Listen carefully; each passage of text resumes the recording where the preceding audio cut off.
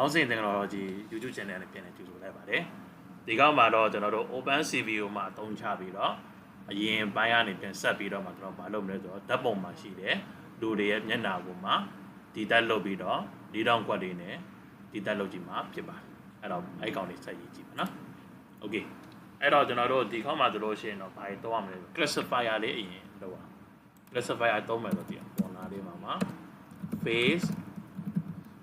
classifier ဆိုတဲ့ face ပဲတဲ့ဟိုမှာ cv2. cascade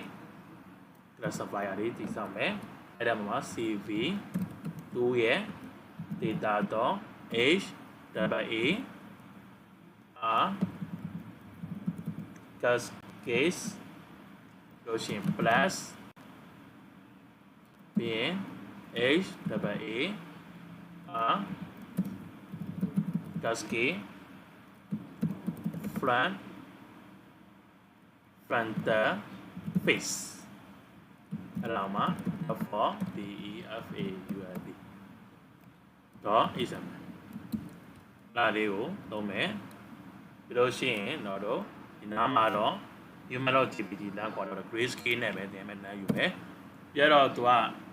မျက်နှာ detection လုပ်တဲ့ face detection image detection လုပ်ရချင်တယ်လို့ရှိရင်သူက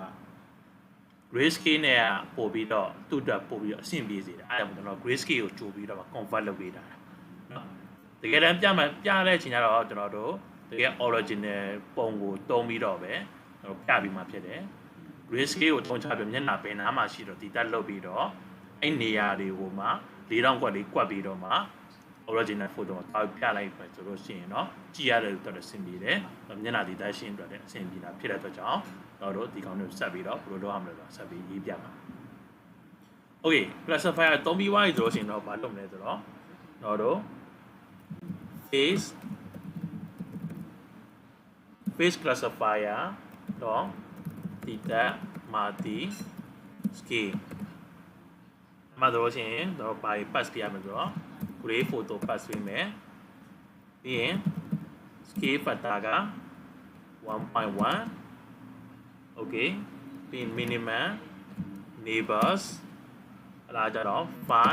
5 minimum size ကကြတော့30,30 okay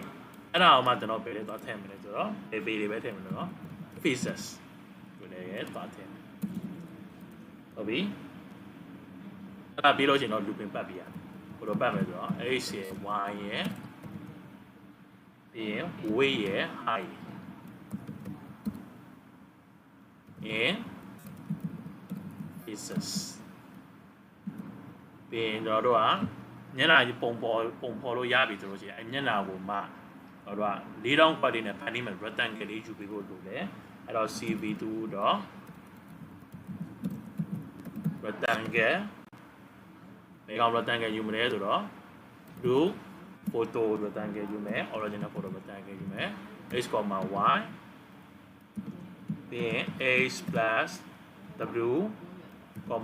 y plus h okay ပြီးရင် 255,0,0 ထည့်မယ်အဲ့ဒါတော့ color ဖြစ်ပါတယ်ပြီးရင် 2အဲ့ဒါသူ့ရဲ့၄တောင်ကွက်တွေက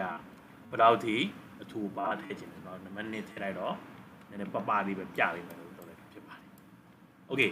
အဲ့ဒါပြီးပြီဆိုလို့ရှိရင်တော့ဘာလုပ်မလဲဆိုတော့ blue photo နဲ့ပြမယ်ကျွန်တော်တို့ဒီကောင်မှာတော့ grayscale နဲ့မပြတော့ဘူး okay ပြီးတော့အပုံကိုပေါ်ပြပေးမယ်ဆိုတော့ weight key နဲ့လုပ်မယ်အဲ့ဒါမှပဲတပ်ပုံအနေနဲ့ပေါ်ပြပေးနေမှာပြီးလို့ရှိရင်တခုနှိပ်လိုက်ပြီဆိုတော့မှဘာလုပ်မလဲဆိုတော့ that's why all window တွေအလုပ်လုပ် okay အဲ့ဒါလို့ရှိရင်တော့ဒီကောင်လေး run ကြည့်ပါမယ် error မရှိလို့ရှိရင်တော့ကျွန်တော်တို့တပ်ပုံလေးကို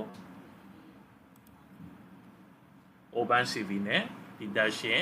လုပ်လို့ရမှာဖြစ်ပါတယ် okay ဒါကိုစမ်းကြည့်ရအောင်ဒီ program လေးရေးတာမှန်မှန် python image detection တော့ပြီးပါခဏခဏ okay ဒီပုံမှာဆိုလို့ရှိရင်တော့ကျွန်တော်တို့ဒီမှာမျက်နှာတွေကိုတော့ဒီမှာအပြအောင်ပတ်တွေနဲ့ပြနော် okay ဟိုမှားတဲ့နေရာတွေလည်းရှိသေးတာပေါ့နော်ဒီမှာဆိုလို့ရှိရင်မျက်နှာမရှိဘဲနဲ့ဒီမှာအကြီးပြတယ် ပေါင်းပြအောင်ပေါင်းနေပြနေတယ်ပြီးလို့ရှိရင်ဒီအပေါ်မှာလည်းမျက်နှာမရှိဘဲနဲ့ပြနေတယ်အဲ့ဒါကြတော့နည်းနည်းတော့ error တော့ရှိသေးတယ်ပေါ့နော်လောက်ထားလာတော့ကိုယ့်ကတော့အရန်ကောင်းနေတာမဟုတ်ကိုယ့်မှာ error ရှိရတာမဟုတ်ဘူးသူရဲ့တိကျမှုရှိတဲ့ percentage က 100% အကောင်းကြီးမဟုတ်သေးတာဖြစ်တဲ့အတွက်ကြောင့်ဒီ code improve လုပ်ဖို့တော့လိုအပ်ပါဦးမယ်ဘယ်လိုပဲဖြစ်ဖြစ်ဒီ code လေးကိုဒီ tutorial လေးကိုကြည့်လိုက်ခြင်းအပြင် OpenCV ဆိုတာဘယ်လိုမျိုးပုံစံနဲ့ image recognition face detection တော့ဆိုလို့ရှိရင် OpenCV ကိုအသုံးချပြီးတော့ဘယ်လိုမျိုးလုပ်ရမလဲဆိုတာကသဘောတဘာဝကိုနားလည်ဝမယ်လို့ယူဆပါတယ်အဲ့တော့အားလုံးကိုကျေးဇူးတင်ပါတယ်နောက်ပိုင်းကြလို့ရှိရင်တော့တို့ဘယ်လို tutorial တွေလုပ်ပေးဦးမလဲဆိုတာကိုစောင့်မျှော်ရင်းနဲ့အားပေးကြပါအောင်လို့ပြောကြရင်းနဲ့ပဲဒီကုန်းချိုးရပါတယ်